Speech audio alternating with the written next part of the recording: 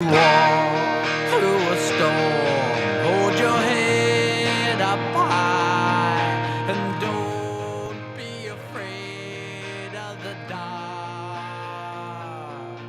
At the end of the storm, there's a golden sky and the sweet silver song of a lark.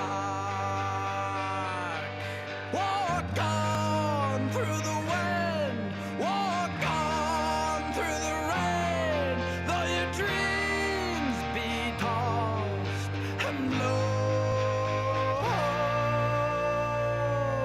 Walk on, with hope in your heart, and you'll never walk alone. You'll never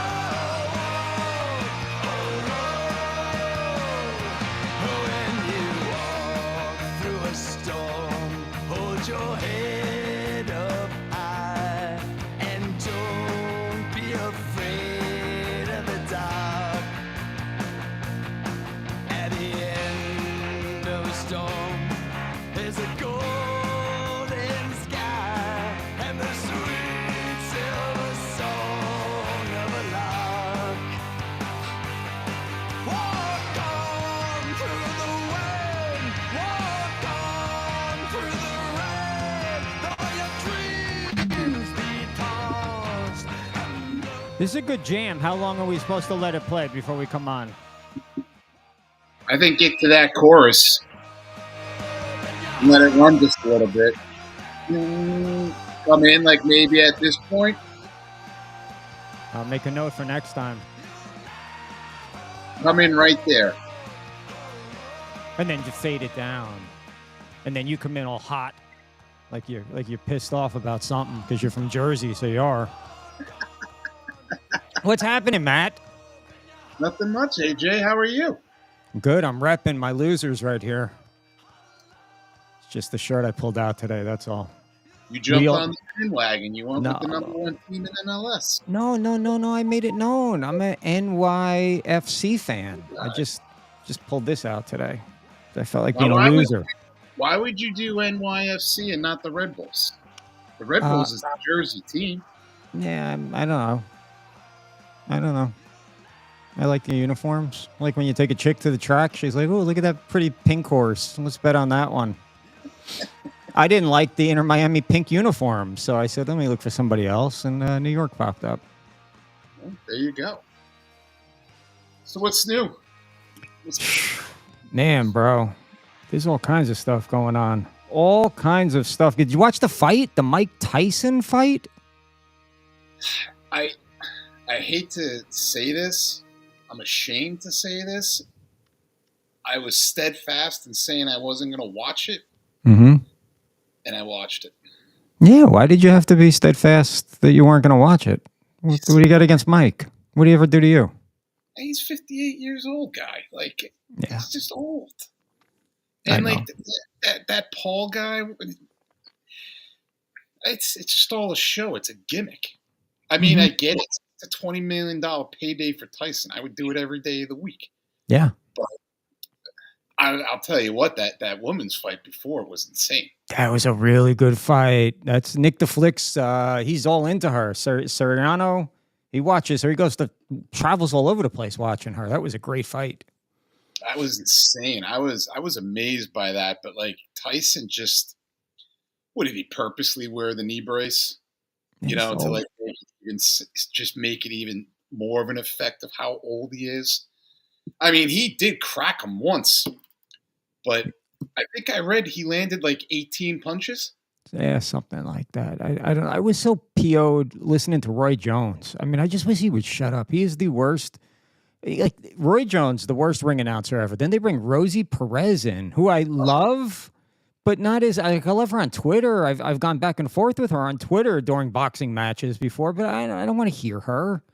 Get Lampley, get anybody, get Teddy Atlas, but not. I mean, Roy Jones, all he kept saying, I don't like the way Mike's legs look. I don't like the way Mike. I know, Roy, you said that 35 freaking times already. Shut the F up, all right? Let us enjoy Mike's beating in quiet, okay? it took a huge viewership in, and then the Jerry World made like 18 million at the gate. Yeah, yeah, and then the ceiling fell down on last night. Yeah. But like they wore 14-ounce gloves instead of the 10-ounce gloves, 2-minute rounds instead of 3 rounds. Like I get the 2 minutes is to protect Mike. I thought the 14 ounces was to protect Paul. I don't know, but I don't want to see Paul fighting anybody because he's not fighting any real opponent. So I don't know if he's light heavyweight or cruiserweight champion. I forget. I get them mixed up. Bettavito or Bettavol or one of these guys. I forget. But this guy's like a tank, and he's old. He's 40, but he's undefeated. He's something like 25-0, and he just destroys everyone like Mike used to do. He came out on Sunday or Saturday and said, "Hey, Paul, I'll fight you for nothing. Let's go. Here's your shot at the title." And now, if I was Jake Paul, I would run away from that as quick as I can. But knowing Jake Paul, he could make that into a $100 million payday, and then who cares if you go to sleep? If you're collecting $100 million, the biggest winner was women's boxing. For sure. I'm a boxing guy, and I never watch women's boxing, but now I want to see these two fight again for the third time. And Soriano got robbed, bro. She landed 100 more punches than the other chick did. That was a bloodbath, man. It was insane. There's a headbutt. She kept getting headbutted. So the judges saw the blood and scored it according to blood. And instead of scoring it according to what was actually happening in the ring, it was aggravating. I haven't even talked to Nick. I got to get him on tomorrow night. He's going to be pissed. I know he is. All these Puerto Ricans, they all roll together. And I got AOC on my TV. So yeah, you say Puerto Rican and they start popping up on your TV. Oh. Because there is no soccer to watch. What else was I going to do, bro? You had the men's national team last night. They played Jamaica. World Cup qualifying. I mean, they don't need to qualify because they're one of the 3 host countries. But yeah, that you could have watched. But yeah, be back at it this weekend. We'll have the Premiership back, La Liga, League One, Bundesliga. Next week, Champions League is back. Europa League is back. We'll start having these countries' cup competitions back. Like I've been telling you, like the next month, once we get past Thanksgiving, you're just going to be inundated with soccer. You're not going to really have time for anything else. Well, good. That's what I'm looking forward to. I'm looking for nothing but soccer, man. That's what I want. I'm checking out. I'm checking out on Wrexham. I definitely am after because like an idiot, I go and put $100 on them or whatever every time they play. And the first rule of betting is never bet on your own team. I'm not handicapping it. But anyway, I'm giving you a treat tonight, Matt. I'm bringing in somebody that's not a newbie like me. I mean, this dude walks around in kits all day long. Seriously, every time I seen him. All right. So I'm going to bring in Nick Lee, who could actually have an intelligent conversation with you. Nick, how you doing, man? Welcome to the Bleach Your Brother Sports Network and Kicking It Back with Matt. How you doing, buddy? Great to see you guys. Thanks for having me. Can you hear me? Yeah, definitely. I can hear you well. Nice to meet you, Nick. Matt, it's a pleasure. Ready to talk some soccer. I know AJ's a little bit new to the game, but heard you guys are interested and want to talk a little bit of MLS Cup. We've had a lot of exciting things happen in MLS, so whenever you're ready, let's get to it. Hey, look at this brick. He upstages me. I wear a T-shirt, so he's got to wear an actual jersey, huh? Well, wrong league, but this is my born and raised, my Manchester United. I guess. God, get him off now, AJ. And he's a Chelsea guy, a Liverpool guy. I mean, I'm sorry, he's a Liverpool guy. Well, Matt is. If this was 10 years ago, I might be able to say something, but Matt's getting used to winning, and I'm getting used to losing. So I was telling AJ a couple of big things happened today in MLS. Yeah, a couple of big things. We have probably the biggest news, if we don't want to be biased to Inter Miami, the biggest news is the transfer record is being broken. Bringing in FC Cincinnati's bringing in Denke from Bruges, overseas in the Netherlands. He's going to break the transfer record at over 16 million, which is really exciting. Listen, you've got clubs, FC Cincinnati, obviously newer to the league, breaking records before any of the big boys did. It's exciting to see. They're willing to, put money on the line to ensure the future of the sport, both in their city and in this country. And it's, we're happy to see it. I was a And then little bit shocked that it was Cincinnati. yeah, I think, it's, you see, we're so used to these big money transfers, overseas in the Premier League, right? And then you come over to the U.S. and we forget that a lot of the big names are kind of in the twilight of their career, and they're waiting for their contracts to run down, because they don't have a congruent transfer window with Europe, right? Our season is over the summer, so these guys are able to run down their contracts April, May, June. They're free. So that's saving a lot of clubs, from paying that transfer fee. Whereas Bruges right now in the Netherlands, they're in the middle of the season. So, you want to pick someone up to start playing at the beginning of the season, you're going to have to spend some money. And like you said, it's surprising to see from Cincinnati, but the ownership there's made a commitment, and they've been playing well within the financial regulations, and they've been saving up for this, frankly. So good for them. Yeah, and what is he, 21, 22 years old? So I think he's 22. I think he's 22. He's got a bright future. The Netherlands is looking to work him into the national team, so we'll probably see him, in the European Nations League, where Netherlands plays some of the other countries. Basically, that was their way of, freshening up the friendlies, as you probably already know. Yeah, but I was reading today, he led the league last year in scoring. Yeah. He led the league last year, and I think honestly the biggest surprise is that one of the bigger clubs didn't swoop for him first. So, right. Credit to the Cincinnati scouting team to have picked that up, getting traction with their club. Obviously, they had to do a lot of work. Listen, you're in your early 20s playing in Europe. It doesn't matter which European league. It's a big sell to come to MLS. Big sell. So does Cincinnati have to sign this guy so they pay his European team and then they sign him to a contract? Yep. Yeah, so that's the process. So as opposed to what you see traditionally in the United States, where you're trading players, right? You're acquiring that player via giving up either draft capital in the NFL, or in the NBA, usually you're seeing players exchange hands. Soccer, it's a two-part system. You're buying essentially a piece of paper that says we have the exclusive right for this player to play for our team. That's the transfer fee. 100% of that money goes to Bruges in the Netherlands. Then they got to pay him weekly in his salary and his contract. So it's a two-part transfer. So that's $16 million. He doesn't see a penny of it. They're going to have to sit down at the table with him and negotiate a weekly contract with him as well. This is a sick sport, man. It really is. It really is.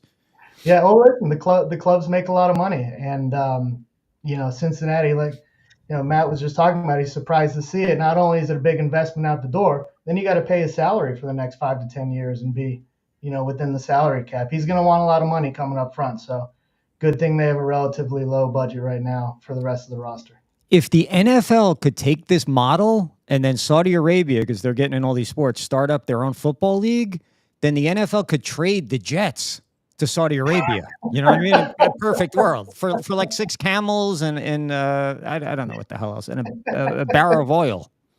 A barrel of oil and a couple of jockeys to ride the camels, I guess. Exactly. Yeah.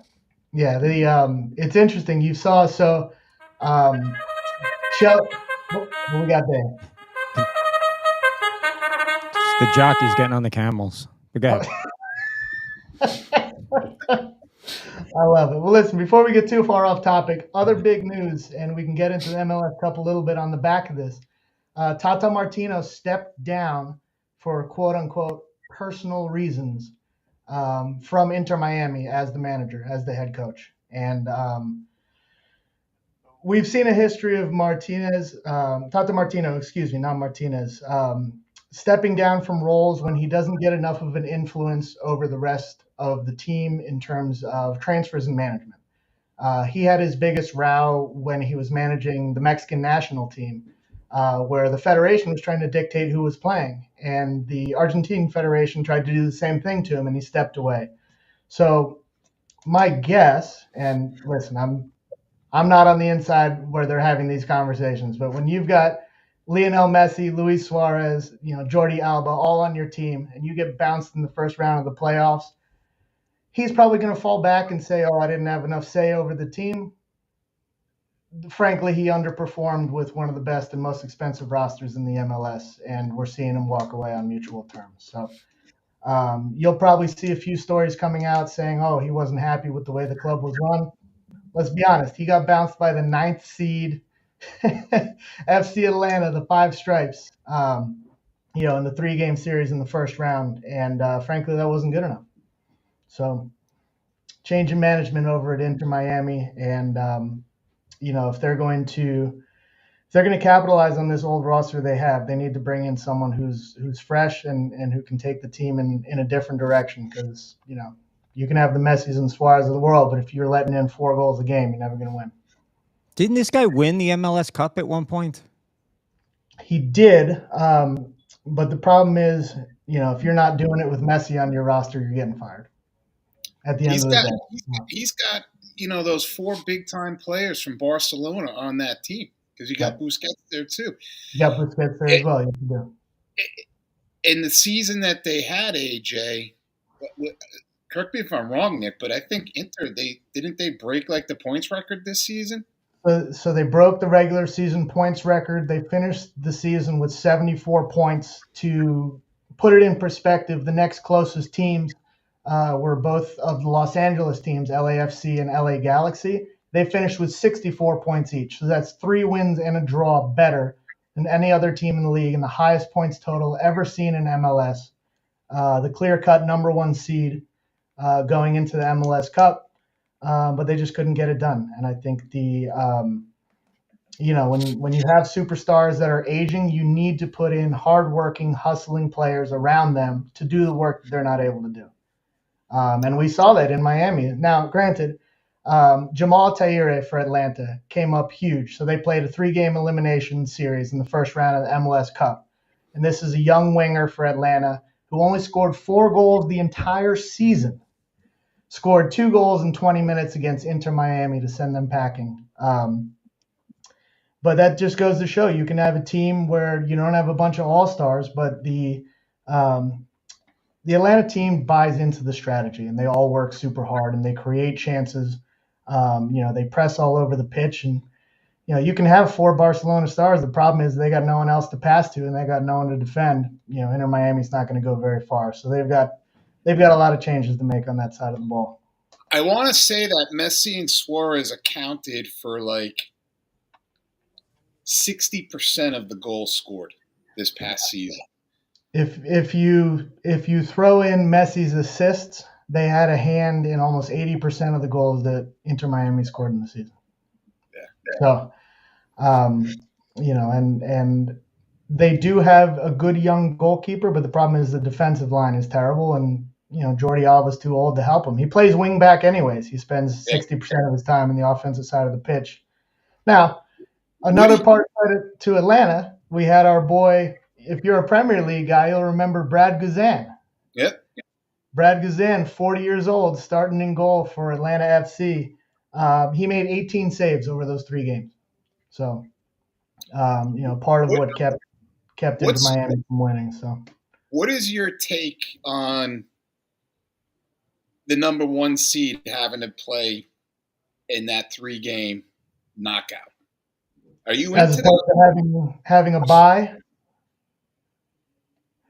Yeah. I think this is a perfect example of why they don't deserve one, frankly. Now, if I'm the MLS marketing team and I see Lionel Messi get bounced out in the first round, and that's 80% of my marketing to the rest of the U.S. and the world as to why this league matters, I'd be vying for a bye. However, when you see a dominant 3rd-game win by a 9th-place team who, frankly, they played in the wild card. So Atlanta was in the wild card and won the wild card to be granted that last spot in the playoff bracket. I think they deserve to play number 1. And frankly, if you can send the number 1 team home over 3 games, if it was a 1-game elimination, I think we'd be talking a different story. Granted, Atlanta won the first game of that series as well. So the MLS doesn't quite have dominant enough teams to justify a first round bye in the Eastern Conference. In the Western Conference, absolutely. LAFC and LA Galaxy are the two most dominant teams in the league. Obviously, this year Miami set the record. Other than that, LAFC, for example, the number 2 seed in the West, scored 9 goals over 2 games and won 5-0, 4-1 over their first round opponent. Had they had a bye, that would make sense. Miami, I think the Eastern Conference, if the Eastern Conference was stronger and we had some favorites, some truly dominant teams, give them a bye. But I think if they're smart, they'll use this as a marketing opportunity for the underdogs and a little bit of parity in the league. Yeah, I was asking you because, Jordy came right out and said it wasn't fair, that they shouldn't have been put in that position. And I'm like, it was a best of 3. It wasn't one game. Yeah. So you had 3 opportunities here to do it. Best record in the league, right? Most points, tons of goals scored, most goals scored for the year. And they didn't show up. Was it, were they too old, tired legs? I think part of it's tired legs, but if you look at the regular season, Messi was rested regularly. Granted, he dealt with an injury again, which at his age there are going to be injuries, and they accept that. But Suarez came in late to the season. He didn't play a full season. He came late in the summer transfer window. Did Jordi Alba need to rest a couple more games to be fresh for this, especially as they're having a record-setting season? Maybe, but at the end of the day, they played for Barcelona, where you're playing 60 to 65 games a year. You're playing Champions League, League Cup, whatever else your sponsors are telling you to play in Spain. Heck, in England, they play 5 tournaments a year. So, playing 40 games and saying it's one too many, I don't buy it. I think he was disappointed, and he didn't want to say, frankly, the rest of my team sucks. He wanted to say we're tired. Before we get into the League Cup, you just brought up LAFC. I read today on the rumor mill who it's pretty much almost a done deal about who's going there. So you're already talking about that gap that they have in the West, and if they get Griezmann and bring him in. That's a powerhouse team. However, credit to LAFC for building a foundation around a key striker like Griezmann if he comes in. Yes, they have a couple they've always bought a superstar. Obviously, they started with Landon Donovan, they started with David Beckham. They've always had a superstar, designated player. The most recent one, Marco Reus. If you don't follow German, soccer or football, you probably won't recognize the name. He's a phenomenal player, won the World Cup with Germany, spent 12 years at Dortmund. However, their superstar is Ricky Puig, a young midfielder who can get their striker the ball, whether it's, a scrub who just graduated college or it's Antoine Griezmann, who's proven, in La Liga to be one of the top goal scorers, playing for Atletico or playing for Barcelona. Now he's back at Atletico and letting that contract run down. That's going to be the dominant team next year because Griezmann is 31, I think, right now, and he's still fresh. This is not a man who's in his late 30s coming here to get a retirement. Check. He left Barcelona because he didn't play enough minutes. He's going to want to play every game. There will be no complaints about playing in the first round if he's got to play. He's a hard worker, and Diego Simeone, the manager of Atletico Madrid, is an ultimate taskmaster. I don't know if you've watched any of Atletico's play. It's dirty. It's hardcore football, the dark arts, as they call it. They're putting in tackles all over the pitch. Some of the roughest football you'll see, but with talent. And Griezmann's ready to put in hard work. I think MLS will try and push him around. I don't think it'll work. He's too good for that. And that club has a track record of success playing with that formula, that strategy. No, I like it. I was a little bit shocked when I saw that because I didn't think he'd be willing to come this soon. Yeah, I think the league as a whole has done a great job marketing. Excuse this expression, it's two-faced marketing, right? They love being a retirement league for the top players because they get that top player and they sell the jerseys. The amount of revenue that Lionel Messi has brought to the league has been phenomenal. I mean, the exclusive deals that he got with the league, with Spotify and with Adidas just for showing up here, incredible. However, they've also been pitching on the other side that this is a league where people play. Now, if you're a Premier League guy, I think perfect example. Now he's a little bit older than Griezmann was, but someone who still had European minutes, I'll call him, left in him was Christian Benteke.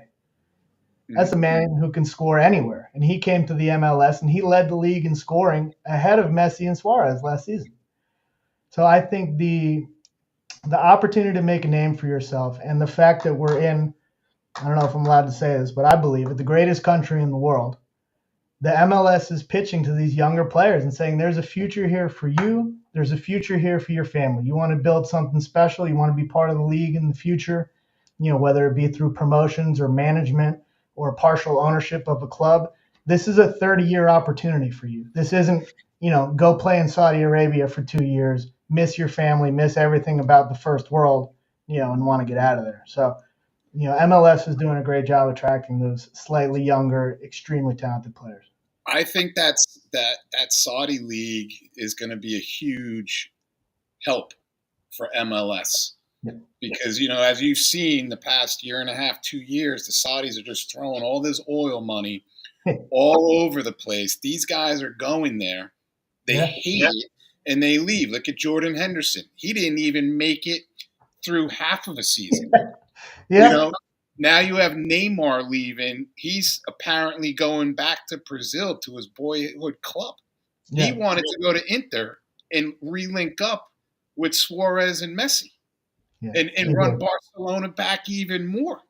But that would have been financial obligations. It just can't happen. Can't happen. And frankly, as I think we saw, it probably wouldn't be the right move because Neymar certainly doesn't play defense. He's like Messi. You can't have those two guys on the field not playing defense. Yeah. Just waiting for somebody to give him the ball. Yeah, it wouldn't work. But yeah, the Saudi league is going to be a feeder for the MLS because, like you said, living over there sucks. I think the only person who's made it work realistically is Cristiano Ronaldo. But if someone was writing me $200 million a year, I'd live in a fucking porta potty. Okay, so he's making it work, and obviously, every opportunity he's got to leave that country and go home, either to Portugal or come visit the U.S., he's away, right? I mean, it's just like that. The Chinese Super League, like 10 years ago, they started doing what the Saudis are doing now, and buying all those guys, and they were going there, and it didn't work out. You don't even hear about that league anymore. No, you don't, and it's interesting. They actually had to. Now, this is a rumor. I can't confirm it, but they actually had to write a check to EA Sports to be included in this year's version of FIFA because they had become so irrelevant. They're paying to be included in the number one soccer game in the world because they suck so badly. So, back to your point, living in the United States is a boon for a lot of these players, and other leagues, the leagues that you guys talk about, the sports you guys talk about, NFL, NBA, baseball, hockey, you take for granted that you get to come live in the States. Maybe not baseball. You get a lot of import players in baseball who love coming overseas, and they stay here on purpose. So MLS was right to kind of build that into their marketing package. So can you guys, I mean, I got my app open, I'm ready to bet. Can you guys preview these games that are coming up here so that I got something absolutely to do here? Wrexham's not playing in this thing, I don't think, right? I don't know when they're playing or who the hell they're playing, so. Yeah, listen, I'll give you a lock right now. LA Galaxy is going to wipe the floor with Minnesota. Ooh, all right. Put your dollars on LA Galaxy. Here's your four matchups, right? You've got the New York Derby. You've got New York Red Bulls versus New York FC. That derby's coming up. You've got LAFC versus Seattle. So that's Los Angeles Football Club, the ones that wear black. You've got LA Galaxy, the classic team, playing Minnesota. And you've got Atlanta, who just beat Miami, playing Orlando. I think your favorites in the four of them just outright to win the series. New York City FC over the Red Bulls, simply because they've got the hottest goalkeeper in the league. He saved 3 penalties for you. That's my team. Don't let the shirt fool you. That's my team. Don't let the shirt fool you. No worries. I think LAFC, look, they're flying right now. They're number 1 seed in the West. Seattle's got a decent team. They've got a long history of winning in the playoffs.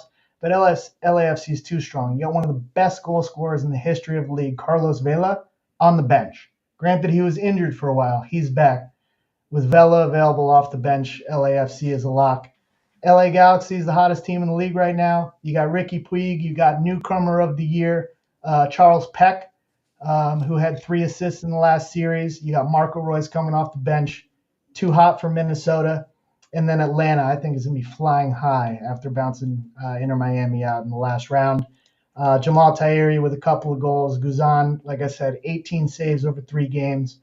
And you've got veterans in the midfield. You've got Dax McCarty, who I feel like has been in the league before they founded the league. Forever. He's a scrapper, but you know what? He runs that midfield for Atlanta. He's good at distributing the ball, keeping the ball moving in attack. He'll always win the ball back for them. They work hard. They're very well trained. Orlando, if you want a dark horse pick, if you got a little extra money on the side and you want to go contrarian, maybe get a little better odds, you may be able to get them on Orlando. I don't know. Orlando's the third favorite right now to win the whole thing. You got LAFC, and you got they're plus 185, Galaxy's plus 300, Orlando's plus 475, NYCF or FC is plus 750. Yeah. And the longest shot on the board is Atlanta. And I don't know what you guys know, but sometimes that's a good thing because you don't overanalyze. And I kind of liked what I saw out of Atlanta 2 months ago when they played Miami in Atlanta. And they just sort of ran circles around Miami in the second half. I remember that. It stuck out in my head. I said, wow, these guys must be really old on Miami. I watched Orlando play the last round. I forget who they play. Charlotte or they played. Was it Charlotte FC or was it? I don't remember. I mean, I can look. I got it right here. But either way, I like. Yeah, if you want the dark horse, the underdog. They played Charlotte FC. Yeah. Yeah, if you want the dark horse, the longest odds that actually do have a chance of winning it, Atlanta. Again, solely because this is a team that's hot right now. They won the last 3 games of the season, and then they won 2 out of 3 over statistically the best team that MLS has ever seen. So if you want to take long odds, I'd go Atlanta. Orlando is a favorite simply because of their rankings. Orlando finished with the 4th best record in the league, and hot and cold. They had a slow spell in the middle of the season. They probably would have been the number 2 seed in the East had they not slumped. I think they had about a 4-game slump where they had a couple of draws and a couple of bad losses. I don't have faith in that team to get past Atlanta flying high, off that last win. So other than that, I would go with the favorites, New York City FC, the Galaxy, and Los Angeles. How quickly can momentum change in soccer? I mean, baseball momentum can change. One pitch literally can change momentum. Football, one play. I mean, how is it with soccer? Is it hard to break that momentum? Yeah, no. I would say that MLS can change very quickly because the game is less controlled and they're scrappier. If you're watching the Premier League where these guys, control 60, 70% of the possession and their team is entirely built to do so, it's tough to change momentum. However, one play, one tackle, one yellow card that puts a defender on an island who can't make a second tackle, when he's charged on by the winger. Very small things change a game. And the MLS, again, because it's scrappy, because there's less control of possession, small plays make a big impact. We saw it against Miami. Miami, for the first 30 minutes of that elimination game against Atlanta, was dominant. They had 85% of the ball. And then Atlanta hit Miami on the counterattack for their first goal, and everything changed. And it only takes 30 seconds to run a counter from defense all the way to the other end of the field, whether you're playing on regulation 100 and 120-yard field. It only takes 30 seconds to counterattack and score. And that changed everything. It changed the way Miami played. So the answer is quick, AJ, especially in the MLS where teams have less possession and a little bit less structure, simply because of the quality of player and the quality of coaching, just isn't what you're used to in Europe. It's not to say that it's poor, but it gives the games a little bit more chance to swing back and forth. And these are knockout rounds now too, correct, Nick? Yep. Yeah, now we're in the knockout. So AJ, what does that mean? it's win or go home. It's no best of 3. It's no best of 5. These It's are one game, one and done? Yeah. Knockout games. Yeah. Oh. So, like, to build on what Nick was just saying, you get a lead in this situation, and if your team can tactically set up to park the bus and protect that 1-goal lead, that's all it takes. They can sit there for 50, 60 minutes and just play, 11 behind the ball and just try to not allow anything into the box. No corners, no free kicks within shooting range, things like that. This is all going to be strategy now because it's just one game. So what do they do in the next round? Does it go back to a series? This soccer makes less sense to me. Everything I learn, or that's it. We're done with series now. MLS is different than all of the other leagues in the sense that they have a 2-part season, right? So they had what you consider your regular soccer season where it's all about points. Everybody plays everybody twice. You accumulate 3 points for a win, 1 for a draw. So you have your supporter shield winner. So before you even get to the playoffs, one team gets a trophy for being the best team in the league. That is the end of that.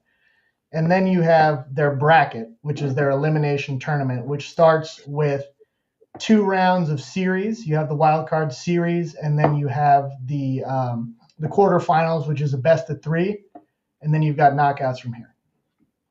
That seems so ass backwards to me. And wasn't there some sort of tournament mid-season that Columbus won? An MLS tournament? Yeah, so they break up the season with another single elimination tournament. Essentially what they were looking to do when they set this up is they realized that the U.S. sports fan wants something exciting, and watching your team kind of slug away at back when they first put the cups in place, 14 different 14 teams in the league. I think they had 12 actually when the first cup came around. You're not playing that many different games, so they wanted to spice things up, which is why they sprinkle these cups in here. It's why we have a playoff in the first place, because frankly, people don't care about a longer season. So, in England, it's all they want is they want to win the league, right? In Spain and in Germany, they all play these leagues. For marketing purposes, you start putting in these single elimination cups. What does it mean when you got one day, one game, everything on the line? How differently can you play? And frankly, it ends up being a little more exciting. This is just like prep travel league ball. I mean, it is. Seriously, it's exhausting. But I'm into it. I'm into it now. Now I got a conundrum. I had other things to do on Saturday, and I'm like, all right, well, I can skip. That's only game 1, but it's not game 1. It's the game. So, yeah, that's the game. All right. Now I got to choose between FAU hockey and this. Well, send Joe to watch the hockey. What's that? Send Joe to watch hockey. Yeah, it's in Orlando. You guys got a hockey expert on this show. Send him. For sure. So I'm foreseeing LA versus LA, and that's really your championship game. Nobody from the East is beating, in my opinion, either one of those 2 clubs. I would agree if Atlanta hadn't just beat Miami, right? I think that's the one team I think that can be a dark horse purely on momentum and confidence. Orlando, in terms of talent on the East side, is the only one that could potentially contend with them. But at the end of the day, yes, I think you're looking at the perennial favorites in LA Galaxy versus the evil side of LAFC, as they have self-branded. That's going to be your best team. Traditionally, the West Coast, as in a lot of sports in the U.S., is going to be your better division. These are the 2 best teams by far. LAFC had the best regular season, and as I mentioned earlier, LA Galaxy just dumped 9 goals on their opponents in the last 2 games. That's the team that's going to win it for me. I was kind of going for a revenge series for the Yankees, New York FC against one of the LA teams with New York winning. But now I just bet on Atlanta 25-1. So of course I got to root for Atlanta. I think it's the only time in our lives we'll ever be rooting for Atlanta, unless you guys got the quarterback in fantasy. No, I got nothing. Atlanta's in my heart right now. I like the underdog story. So I'm rooting like heck for them, but I just think it's a long way to go. It's a long way to go. Again, if there's talent now, can New York Football Club NYFC, stomp the Red Bulls and then potentially upset either Orlando or this dark horse candidate Atlanta? Sure, but they don't match up well against LAFC because they don't defend that well. Granted, they have the hottest goalie in the league right now, but you pepper him with 10, 12 shots a game, he's going to let in goals. So, we'll see at the end of the day. But LA Galaxy is my pick to win it all. I'm not trying to hijack anything, but I got one more question. So if these knockout games, if it's 1-1 at the end of regulation, does it go automatically to penalty kicks? Overtime first, golden goal. They'll play 2 15-minute halves, and then if you're still tied, then it goes to penalty kicks. All right, I like that. I like that better than penalty kicks. Yeah, it's penalties are unpredictable at best. Fun fact about penalties: they did a study of, I think it was something like 5,000 or so shots against goalkeepers, and they actually proved that the goalie statistically has a much higher chance of saving the ball if he doesn't move. If he stands still in the middle of the goal, he has a better chance than trying to guess a direction. But you never see him stand still because you look stupid when you're standing still trying to save a penalty. So AJ and I talked about PKs for 20, 25 minutes last week. I hate them. I can't stand them. How come? It just seems like such a shitty way to end the game or end your season. When you played 95 minutes, 100 minutes with stoppage and all the crap they add on it, and then you go straight to penalties, you got to move the ball back, or I don't know, get creative. Soccer is so creative with all these in-season tournaments and the breaks and the this and the that, where it just seems like a really stupid way to end the game to me as a player and also as a fan. I mean, I'd be pissed off. I fly all the way to Wrexham next year to watch them play, and it's they lose 2-1 on a penalty kick. I'm gonna be pissed. Yeah, fair enough. I think the only problem is once you've played 2 hours of soccer. I mean, say they extend another 30 minutes into overtime and no one scored. Is that 15 minutes after 2 hours of full field play going to look anything other than just sloppy and tired? I think they do it just to shorten it up, frankly. You could go free kicks. You could go free kicks from, say, just outside the box, 20 yards. You set up a wall of 4 guys, and if someone like Messi can curl it in the corner, then you get the other team to match, almost like a game of horse.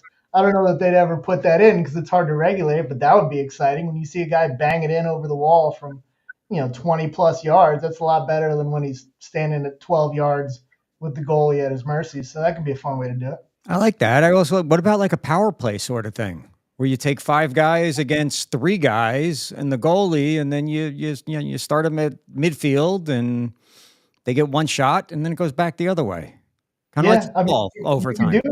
You could do 5-a-side. So when you're playing youth tournaments, a lot of games are 5-a-side. You got 2 defenders, 2 attackers, and a goalie. You do half the size of the field. You move the goals up, and you play 5-a-side, and it lets the guys with the real talent shine. And you could do 5-minute first to 3 goals or first to 5 goals, and just see them banging it in from 20 yards with not that many defenders. That could be cool too. I like it. I'm going to revolutionize this sport. You watch. It's coming, baby. I'm going to go down 53 before I discovered it. I'm going to go down in history. The guy who changed soccer. So, Nick, I got to ask you, how did you become a Mink? Unfortunate circumstances. So when I was playing high school soccer, I tore my knee and had to sit out the season. And so as I'm watching Fox Soccer Channel in 2003, they had 3 clubs on. They had Chelsea, Arsenal, and Manchester United. And at the time, Tim Howard, the legendary United States goalkeeper, was the goalie for Manchester United. And I said, this is kind of cool. There's an American. I didn't even know Americans play in Europe. And so I started following. You only got 3 games a weekend.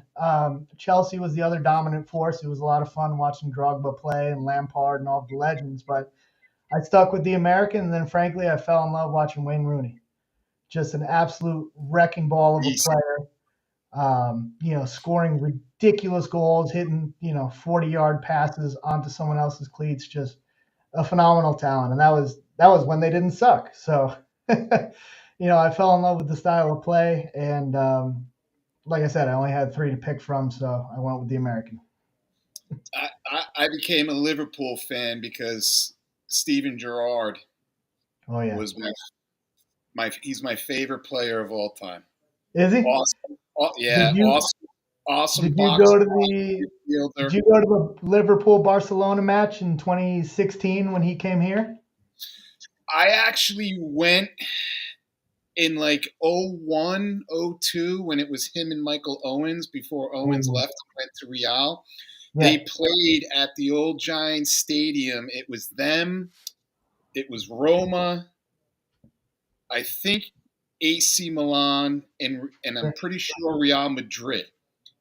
And, and they each played one or the other, so it was back-to-back games. Right. And that's where I first saw him. And then that's where I fell in love with him. And then I started tracking him and watching him. And you want to talk about, bombs and missiles from 30 to 40 yards out.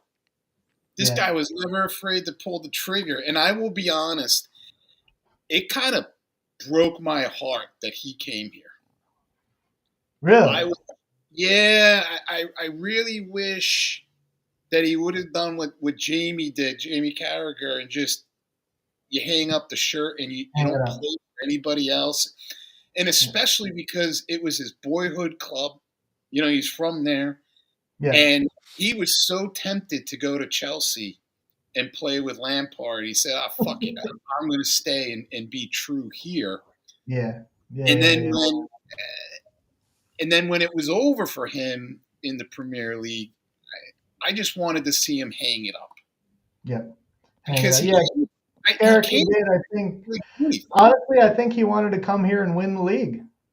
Which one of the most mind-boggling statistics is that team with Steven Gerrard and Fernando Torres and Jamie Carragher never won the league.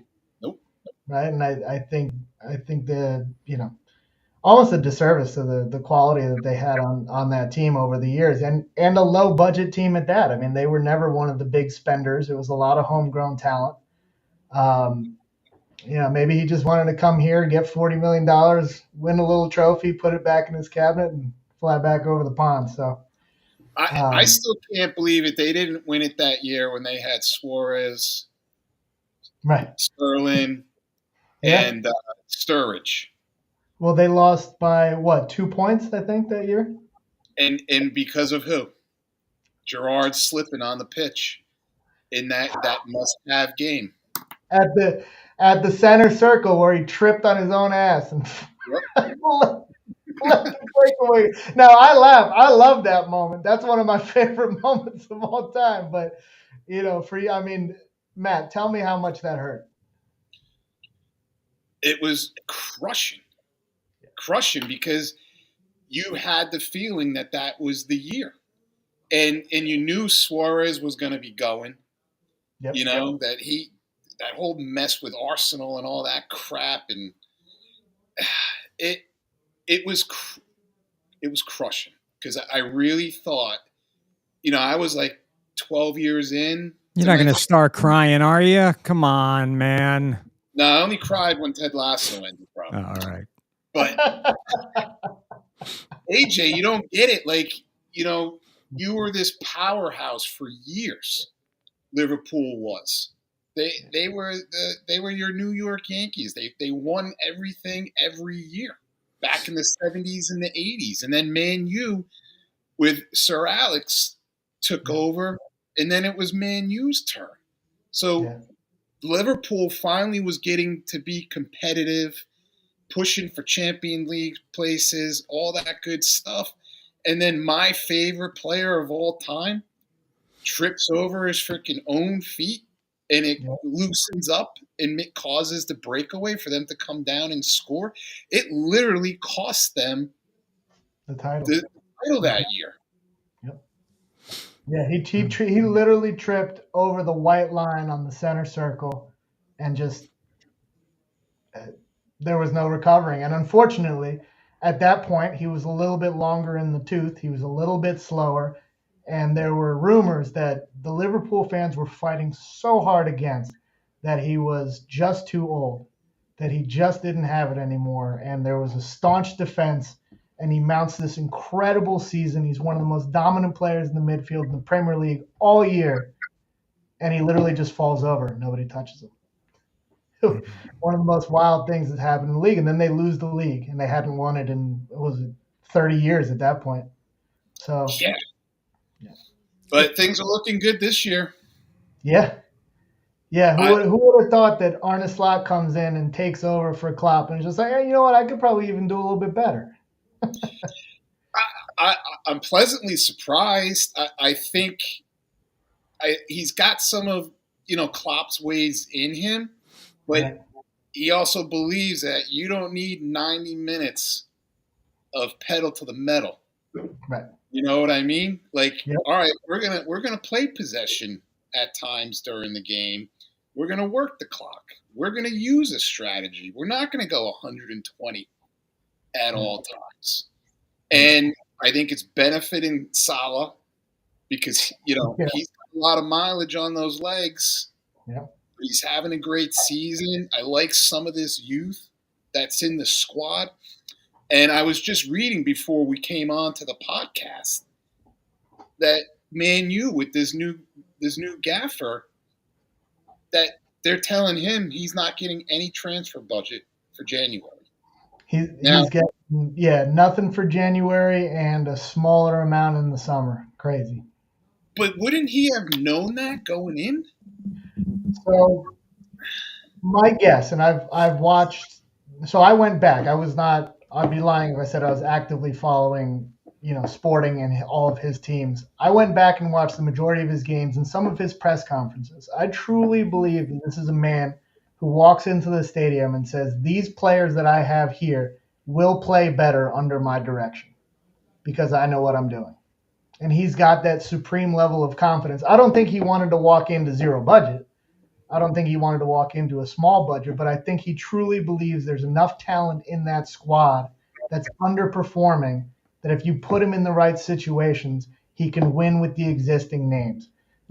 Marcus Rashford, Rasmus Højlund, guys who are still young. Now, Rashford's not a baby anymore, but we forget he's only 26, right? He's still in his prime.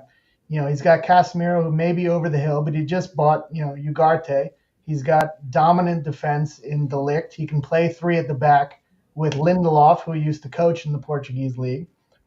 I think he believes that some of the lesser talents on the squad, the Amads, maybe bring Sancho back from the loan, will get him over the hump to where if he wins enough games, they'll open the purse strings. I truly think he believes that. Otherwise, he wouldn't have taken the job. I think he's going to do it. Look what Rude did with him just for the couple of games that he was the interim, right? They looked completely different. Yeah, well, so did Manchester United under Michael Carrick for 2 games when Ole got fired. I think it's, not to get too far off topic, but I think it's a lot of entitled players on a lot of huge wages, who are comfortable underperforming. A perfect example is Phil Jones made $200,000 a year to sit on the treatment table and scratch his balls. He didn't have to come back from injury. Luke Shaw is making $185,000 a week, and he's played less than 50% of the games in his 8 years at Manchester United. It's criminal. And if we don't get off topic, AJ and I, we did a whole segment on Man U and all the issues with replacing Ferguson. Yeah. We did a whole podcast just on that. Yeah, I think like you said, not to get too far off. I think AJ, my eyes might glaze over if we go back to that one. But let me jump in. I got one. Thank you to Nick for jumping on tonight. Matt was able to have an intelligent conversation with somebody when it comes to this goofy sport, and we kept you much longer than I had said. Thank you. Hopefully you'll come back again. Yeah, absolutely, guys. I appreciate it. Flew by, but I got a question for both of you guys before we dip out of here. Yeah. Slovenia soccer or football, is it relevant at all? So you've got two dominant forces coming out of Slovenia. I believe Jan Oblak at Atletico Madrid, one of the best goalkeepers in the world, is Slovenian, I believe. Okay.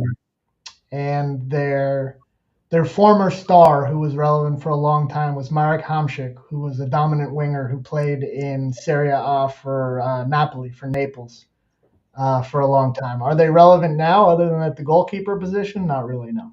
So if I say the Tabor or Tabor, NK Tabor, do you even know what the hell that is or no? No, sir. No. Okay. All right. I'm doing a little research on something. I'll fill you guys in later, but I'm trying to figure things out. What are you betting World Cup qualification games now? No, if I was doing that, I would bet on St. Monica or whoever the hell that team is. San Marino. Ranked San Marino. Marino. Yeah, they're ranked 210, but they're on the cusp of making it right now. But no, that's not why. That's not why. I might be pulling a Ryan Reynolds over here. Who knows? But anyway, Matt, it's your show, man. You got any final words? Nick, just to reiterate what AJ said, thank you for the time. Glad you came on. This was great. It was a pleasure, guys. And thanks a lot, guys. Hey, looking forward to coming back. Anything else you need from me, let me know. Will do, man. And Kicking It Back with Matt will be back on next Tuesday night, 6 p.m. Until then, I don't know. Go kick yourself. What do we say here? Yeah, peace out. All right. Hold your head up.